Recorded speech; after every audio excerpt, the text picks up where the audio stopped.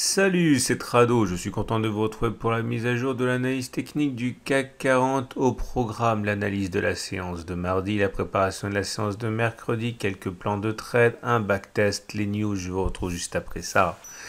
Et oui, vous ne rêvez pas, à 0,39% de baisse encore, la baisse n'en finit pas cette semaine, c'est jamais que la quatrième séance de déclin. On n'a pas revisité les plus hauts en séance depuis le 15 mars, hein. On a perdu quand même depuis les sommets de ce 15 mars jusqu'à 3%, hein, et c'est vrai que ça commence à faire un petit peu lourd. Bon, ce n'est qu'une consolidation et comme vous pouvez le voir, la consolidation fait bien les choses puisque cela permet d'accomplir certaines choses qui sont indispensables à accomplir lorsque l'on consolide, notamment comme vous pouvez le voir, on est venu retracer les 50% de retracement de Fibonacci, ça s'est fait au point près. C'est pas magique, c'est parce que beaucoup de traders qui croient à la hausse achètent, je l'ai déjà dit plusieurs fois, hein, sur des niveaux de retracement de Fibonacci parce que c'est pratique et parce que l'analyse technique c'est beaucoup de prophéties auto-réalisées. Et donc, étant donné que ça correspondait également à un throwback sur le haut du canal noir, que je vous remontre là en grand, vous voyez, il était normal quelque part que l'on reteste, hein, ce canal noir fraîchement cassé, et que ça correspond également, on l'a mentionné, hein, au bas du canal vert dans lequel on est en train de faire finalement une rotation, hein. Eh bien, les planètes se sont alignées pour que les cours descendent jusqu'à ce niveau. Est-ce que maintenant la baisse est terminée ou pas? On n'en sait rien. De toute manière, et je le répète encore, il n'y a rien de magique dans l'analyse technique, hein. C'est simplement que quand il y a plus d'acheteurs que de vendeurs, ça monte. Alors, il y a ceux qui visaient à acheter sur le haut le bas du canal vert. Il y a ceux qui visaient d'acheter sur le haut du canal noir. Il y a ceux qui visaient d'acheter sur les 50% de Fibonacci. Il y a ceux qui vont viser un retour sur le support comme moi, etc. Et donc c'est finalement lorsque les baissiers sont débordés par les acheteurs que ça monte, c'est tout. Alors on dirait effectivement que des velléités haussières apparaissent maintenant. Rien ne garantit qu'on n'ira pas chercher le support, ce que moi d'ailleurs je désire faire. D'ailleurs vous remarquerez que très souvent ce que je veux faire n'arrive pas, donc je ne le fais pas, c'est tout. Ça c'est l'avantage aussi de trader plusieurs marchés, plusieurs unités de temps, plusieurs tout. C'est que voilà, vous posez vos conditions. Si on va là, si le ratio gain-risque il est satisfaisant, si toutes les conditions sont réunies, j'achèterai, sinon j'achèterai pas, c'est tout. On n'est pas des morts de faim quand même, on peut choisir. Donc là, je pense que on pourrait rebondir maintenant, mais moi je ne rentrerai pas, à moins que l'on revienne sur le support journalier des 5872, 5841.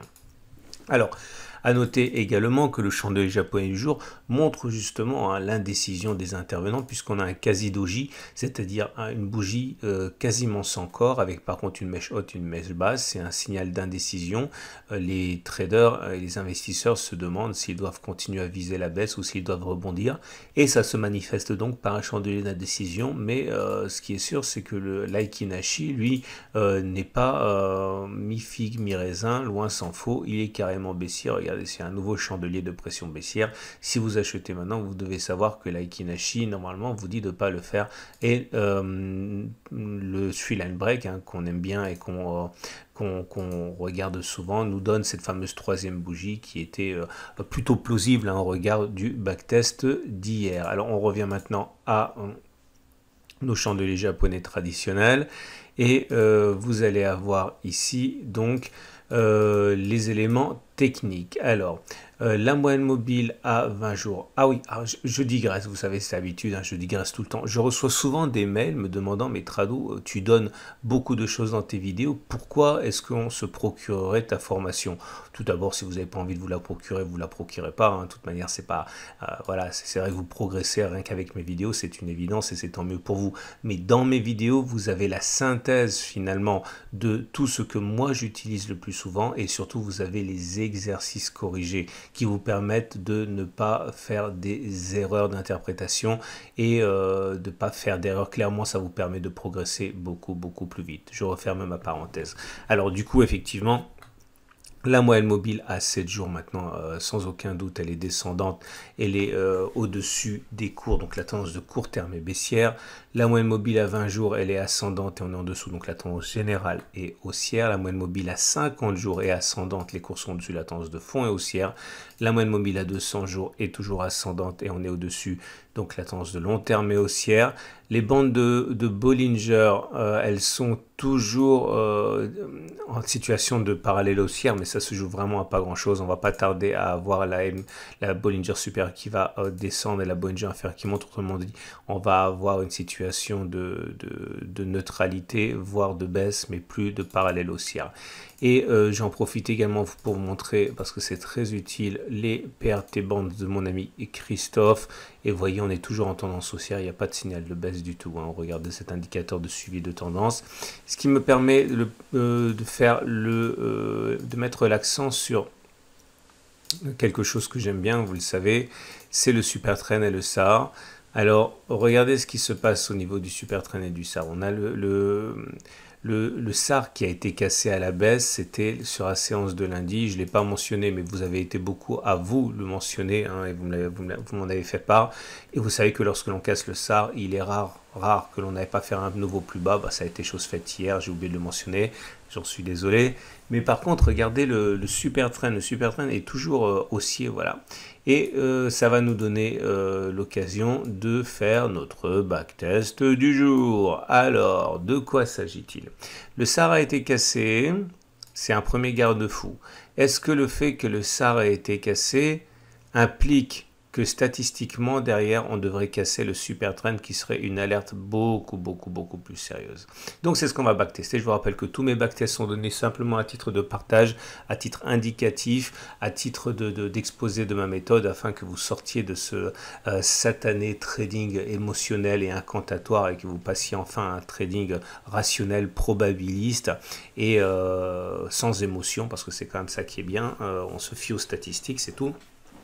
Et le trade sera, le backtest sera réputé réussi si après avoir cassé le SAR à la baisse, on repart casser le SAR à la hausse, donc les petits points rouges qui seraient cassés par les prix. Le backtest sera réputé perdant si après avoir cassé les petits points verts, le SAR, dans la foulée, on casse le super trend. Alors, je n'ai pas tenu compte des bougies qui cassent les deux en même temps, puisque ça ne sert à rien, puisque l'idée, c'est quand même de prévoir ce que va faire le marché. Si les deux sont cassés en même temps, ça ne donne pas beaucoup d'informations. C'est parti pour le premier test, comme vous pouvez le voir. Évidemment, je ne tiens compte que des cas où le super trend est en dessous du SAR, sinon ça ne sert à rien non plus. Hein. Donc voilà, le SAR a été cassé à la baisse sur cette bougie. Est-ce que dans la foulée, on est allé casser le super trend ou est-ce qu'au contraire, on est reparti à la hausse et on a cassé le SAR dans l'autre sens? On a recassé le SAR à la hausse, donc c'est une réussite. Là, je vous présente donc un échec. Le SAR a été cassé à la baisse. Est-ce qu'on est repassé chercher le SAR à la hausse ou est-ce qu'on a cassé le super trend à la baisse? On a cassé le super trend à la baisse. Et là, encore une fois, vous voyez, généralement, on ne fait pas le voyage pour rien. Donc, c'est un échec. Allez, on y va. Encore une réussite. Un succès.